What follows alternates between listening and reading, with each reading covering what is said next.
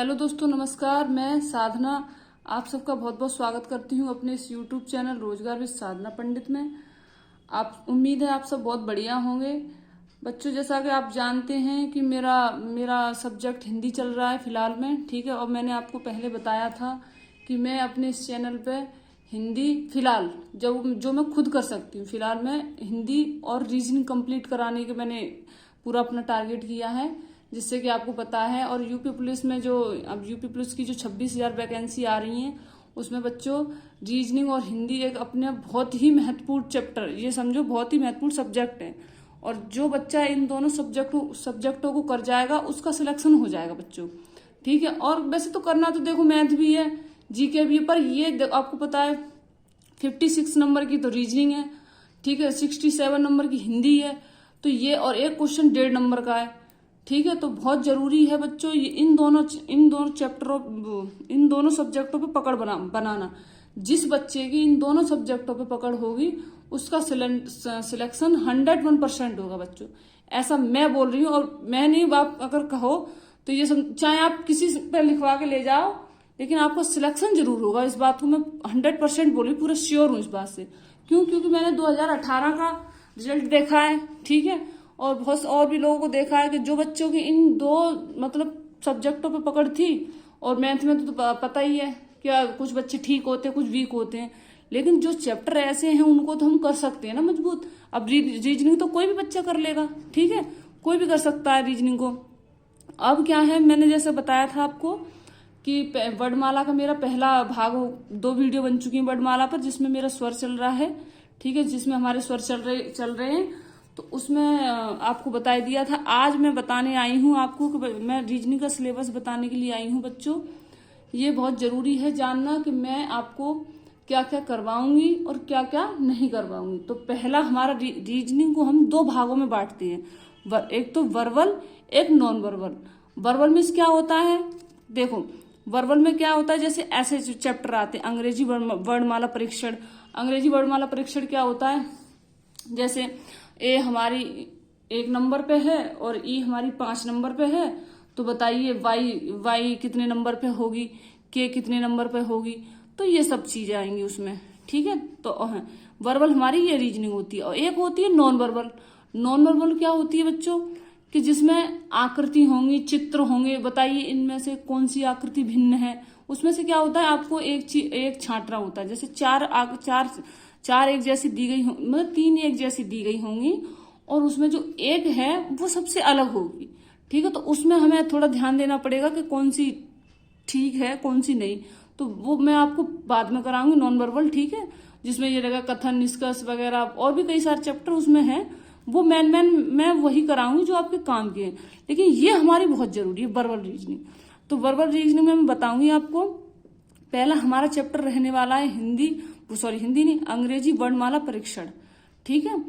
दूसरा हमारा चैप्टर रहने वाला है सादृश्यता, है। और तीसरा हमारा चैप्टर रहेगा वर्गीकरण। रीजनिंग के चैप्टर है बच्चों ये, ठीक है, रीजनिंग।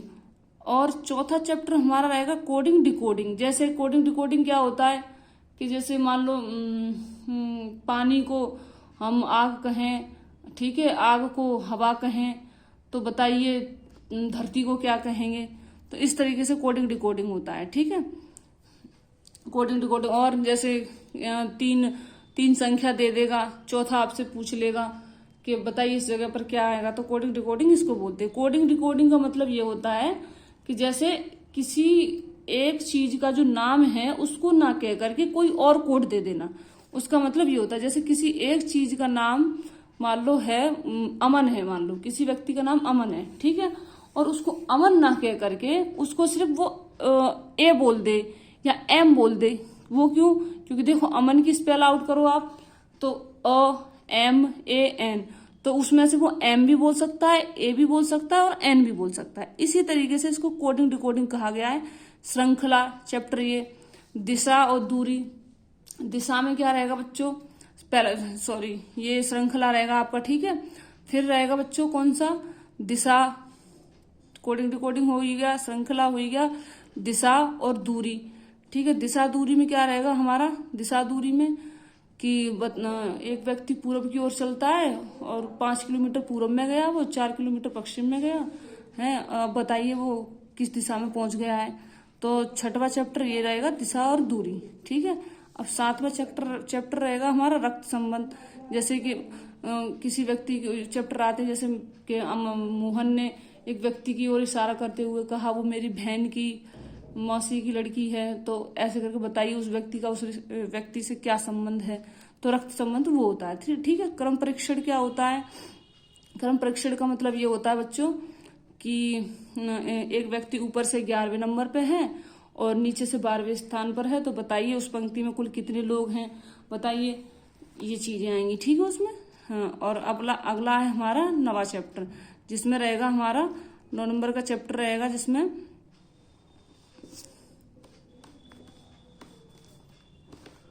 9 नंबर का चैप्टर रहेगा। मैं बताती हूँ अभी आपको।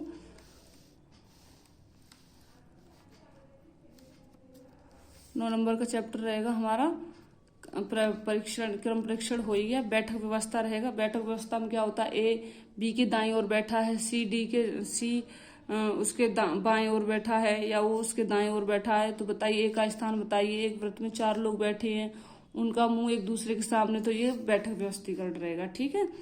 और अगला चैप्टर है मेरा घड़ी।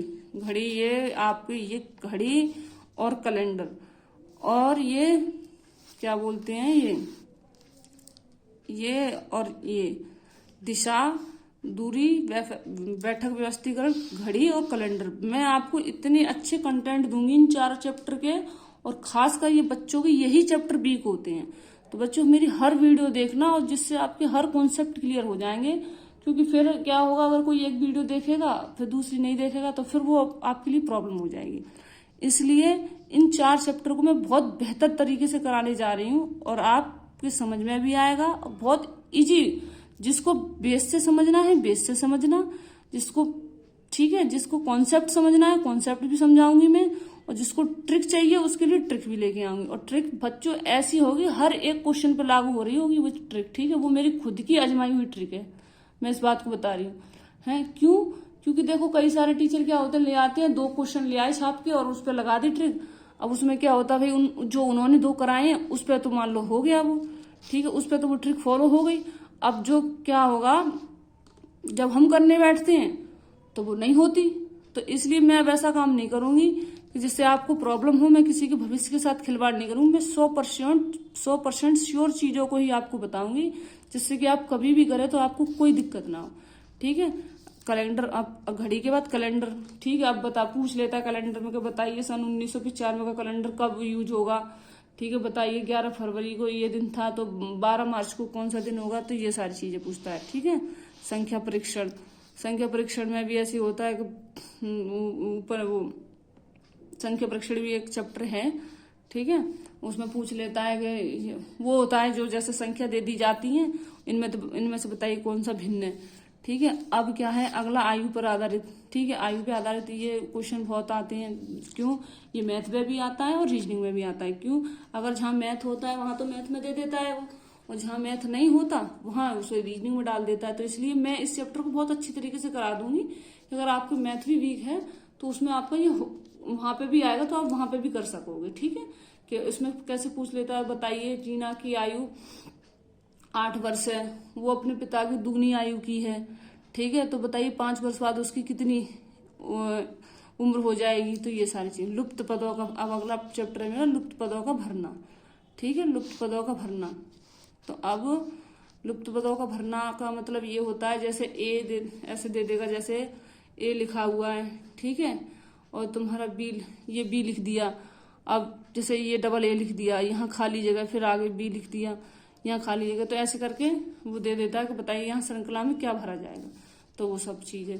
अब पासा में देखो 1 से 6, अब पासा अगला चैप्टर क्या है, 1 से 6 तक क्या रहते हैं, गिनती रहती है उसमें, और उसमें एक पासा बना रहता है। वो लूडो तो आप सबने देखा ही होगा, लूडो खेलते हैं, तो उसमें क्या पासा बना रहता है, ठीक है। और उसमें संख्या दे देगा, तो बताइए पूछ लेगा कि 2 बताइए, 2 के विपरीत कौन सा अक्षर आएगा, तो वो सब चीजें बतानी। वैन आरेख में ये होता है कि जैसे बोल देता है कि चित्र मतलब बताइए मेढक, ठीक है, सरीसृप और शाकाहारी।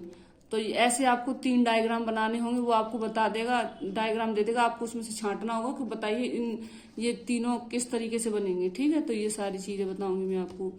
अगला है मेरा ये कथन की सत्यता का परीक्षण।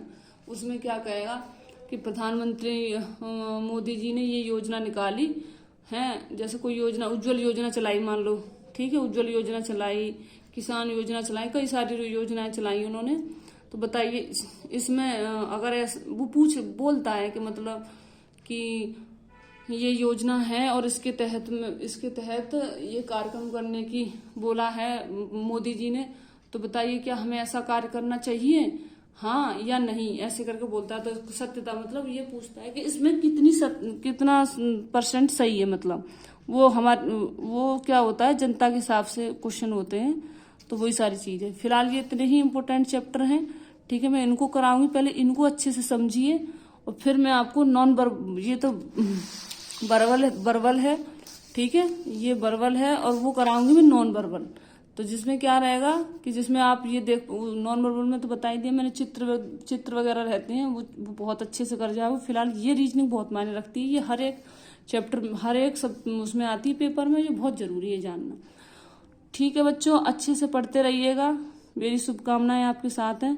अच्छे से पढ़ते रहिए, और जो भी चीज़ नहीं आती, समझ में नहीं आती है, तो मेरे कमेंट बॉक्स में मुझसे पूछिएगा, हम रिप्लाई देंगे। क्योंकि बच्चों हमारा टारगेट ही यही है कि आपको पढ़ाना सिर्फ, ठीक है।